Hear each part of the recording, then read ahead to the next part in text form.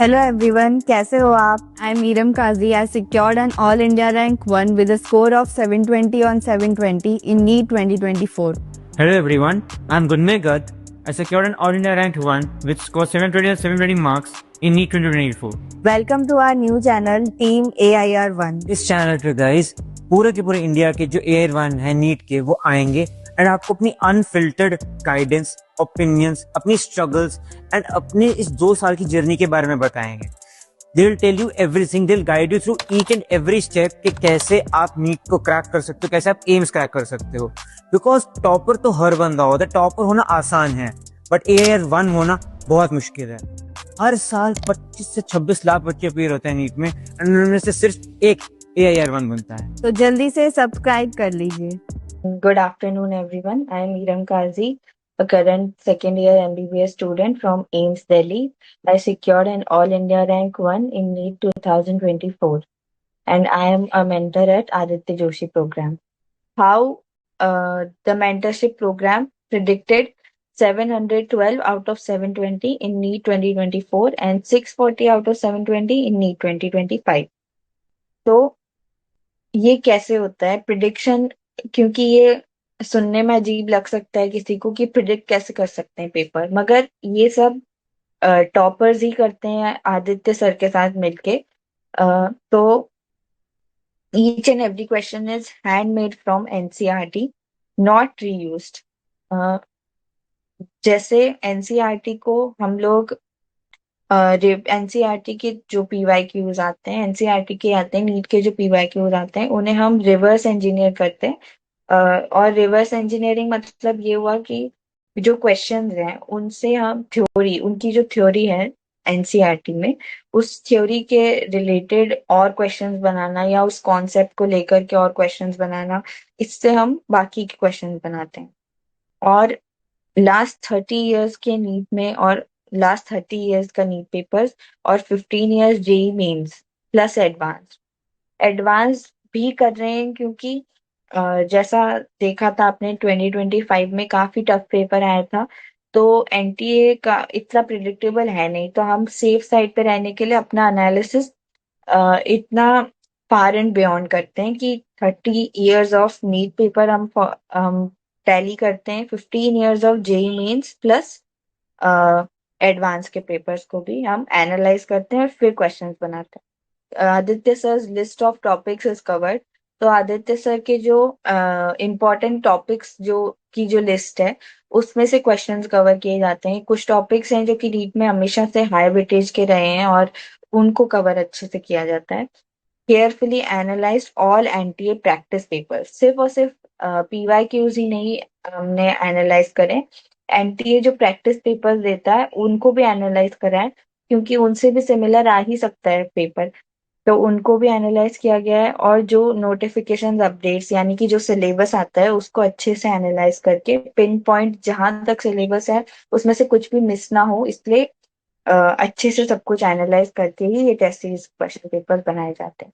और the test papers are created after thorough precise filter process, तो ताकि आपका टाइम ज्यादा कंज्यूम ना हो और आपको एक अच्छी क्वालिटी के एकदम कंसाइज वे में जो सिलेबस प्रिडिक्ट किया गया है, जो क्वेश्चंस प्रिडिक्ट किए गए हैं वो आपको दे सके। क्योंकि आप लास्ट के मंथ में 100 मॉक पेपर्स लगाना इतना ज्यादा आसान नहीं है, क्योंकि और वो इतना एफिशिएंट भी नहीं होगा। इसलिए सबसे पहले जब हम बनाते हैं तो 100 मॉक टेस्ट बनाते हैं और क्वेश्चन बैंक्स में से क्वेश्चन बैंक्स बनाते हैं। फिर उसके बाद में धीरे धीरे फिल्टर आउट करके हम ड्राफ्ट 6 तक पहुंचते हैं, जिसमें ऑलमोस्ट 50 मॉक पेपर्स होते हैं। मगर जो आपको मिलता है वो फाइनल प्रोडक्ट होता है, उसमें से भी हम सिलेक्ट करके देते हैं कि 35 प्रिडिक्शन पेपर्स हैं। हम आप लोगों को सिर्फ वो देते हैं ताकि आपको कम क्वांटिटी में बेस्ट क्वालिटी मिल पाए। अब मैं बताती हूँ कि आपको सूर्य प्लस टेस्ट सीरीज के मॉक पेपर्स कैसे अटेम्प्ट करने हैं। तो सबसे पहले आपको जो यूनिट बेस्ड टेस्ट है वो करने हैं। उससे पहले सिलेबस तो आप अच्छे से करोगे, ऑब्वियस है। जिस यूनिट का आप टेस्ट दे रहे हो उस यूनिट को पहले अच्छे से पढ़ लेना है एनसीईआरटी से, और जो भी आपके शॉर्ट नोट्स हैं उन सब से पढ़ लेना है, जो आपने क्वेश्चन बैंक सॉल्व करा है वो सबसे पढ़ लेना है, फिर यूनिट बेस्ड टेस्ट देने हैं। उसके बाद में टेस्ट को आपको वेस्ट नहीं होने देना है। वेस्ट कैसे होगा टेस्ट, दीपशिका मैं अभी बताऊंगी कब रिलीज होगा और क्या प्राइस रहेगी, वो सब अभी बताऊंगी मैं। वेस्ट कैसे होगा आपका टेस्ट अगर आप उसका एनालिसिस नहीं करोगे। तो टेस्ट देना के बाद में सबसे ज्यादा इम्पोर्टेंट है कि आप उसे एनालाइज करो, और उसके बाद जो मिस्टेक्स हैं उनके ऊपर काम करो। सिर्फ ये पता करने से कोई मतलब नहीं है, ये भी कोई मतलब नहीं है कि सिर्फ मिस्टेक्स पता कर लो, अगर उसके ऊपर काम ही ना करो तो बार बार रिपीट होती रहेंगी और उसका कोई मतलब नहीं निकलेगा। तो एनालिसिस करना है, फिर उसके बाद में उसका एक मिस्टेक नोटबुक में लिखना है, और जो उसके कॉन्सेप्ट्स हैं वो भी उसी नोटबुक में लिखने हैं, ताकि आप हर बार उसको रिवाइज कर पाओ। तो यूनिट बेस्ड टेस्ट देने हैं, फिर उसके बाद में फुल 11th का मॉक टेस्ट देना है, फिर फुल 12th का मॉक टेस्ट देना है, उसके बाद में फुल सिलेबस टेस्ट आपको देना है जिसमें आप स्ट्रेटेजी बनाओगे अपनी। सारे मॉक टेस्ट पेपर के बाद में एनालिसिस करना बहुत ज्यादा इंपॉर्टेंट है, और साथ ही साथ नोटबुक बनाना, मिस्टेक नोटबुक। आपको ये पता होना चाहिए कि ये ही एक टेस्ट सीरीज है जो कि आपको पेपर्स प्रिडिक्ट करके दे रही है, सिर्फ और सिर्फ प्रैक्टिस के लिए नहीं दे रही है। और कोई भी आपको इतना शॉर्ट शॉर्ट प्रिडिक्टेड पेपर्स नहीं दे रहे हैं। तो गुड क्वेश्चंस जो हैं, जो आपको लगते हैं किसी भी टेस्ट सीरीज में, या फिर जो मॉड्यूल्स के क्वेश्चन होते हैं, वो पेपर प्रिडिक्शन जैसा नहीं है। पेपर प्रिडिक्शन अलग है। पेपर प्रिडिक्शंस पेपर प्रिडिक्शन के लिए एक अच्छा एनालिसिस करना बहुत ज्यादा जरूरी होता है। पेपर अगर जो हम प्रेडिक्ट कर रहे हैं वो नीट में आए, हम ऐसा चाहते हैं, तो उसके लिए हमें क्या क्या कर रहे हैं हम लोग, कि हमें डालने होंगे रिलेवेंट क्वेश्चंस प्रॉपर एनालिसिस के बाद में। एनटीए के जो पीवाईक्यूज हैं वो सबको एनालाइज करके, जी जेई और नीट दोनों के पीवाईक्यूज को एनालिसिस करके ही ये टेस्ट सीरीज बनेगी, ताकि अच्छे से पेपर प्रिडिक्ट हो पाए, चाहे वो डिफिकल्ट आए चाहे वो इजी आए।